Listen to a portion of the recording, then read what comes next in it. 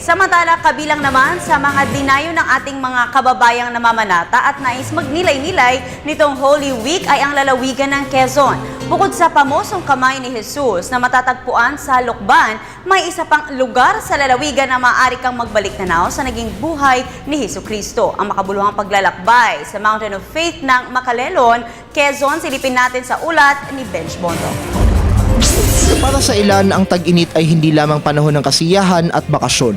Dahil kasabay ng Semana Santa, panahon din ito ng pagpapayaman sa dimensyong espiritual para sa katuparan ng kalooban ng Panginoon.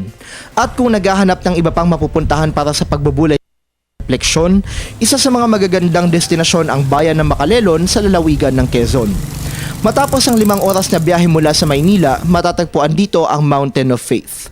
Dito makikita ang life-size na imahe ng mga pangyayaring naganap sa buhay ni Jesucristo. Sa bawat hakbang, madarama ang diwa ng pananampalataya mula sa mga eksena ng Stations of the Cross. Bagamat hindi pa ganap na tapos ang lugar, dinarayo na ito ng mga turista at maging ng ilang taga Quezon mismo. Before na dumating kami dito, dumaan kami sa kamay ni Jesus.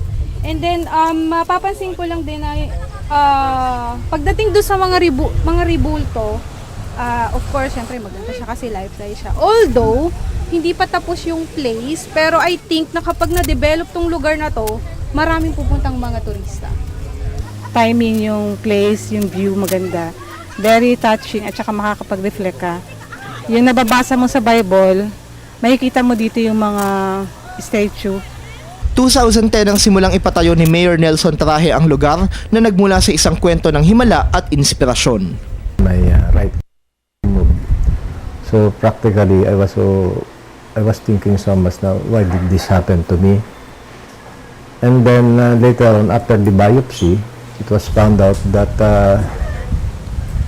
it was cancerous, no? Na-inspire nga ako doon sa kamay ni Jesus sa Lukban, Quezon, na pinuntahan ko after few months of my operation. And then na-realize ko na bakit hindi ko subukang magkaroon din ito sa bayan ng Macalelon. So slowly but surely, I tried to find a way so that I can start with this commitment to the Lord. Dahil sa itinuturing na pangalawang buhay na kanyang natamo, lalo pang lumalim ang debosyon sa Panginoon ng lokal na punong ehekutibo. Makikita sa kanyang bahay ang isang replika ng Mountain of Faith, pati na rin ang isang lumang painting na nagpapakita ng itsura ng Manila Cathedral bago pa ito isaayos. Naniniwala si Traje na isang dating mataas na opisyal ng Bureau of Internal na tinawag siya ng Panginoon upang ipagpatuloy ang pagiging mabuting ehemplo sa pamamagitan ng paglilingkod na kalakip ang malalim na pananampalataya. God is everything. If you don't have God, then you're nothing.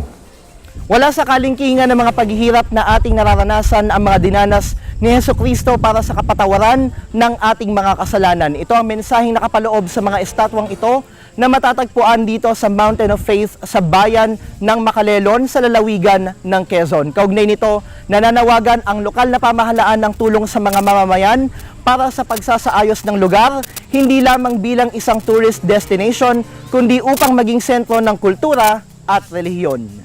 Sa kasalukuyan, plano ng lokal na pamahalaan na magpatayo ng chapel sa Mountain of Faith bilang pook dasalan.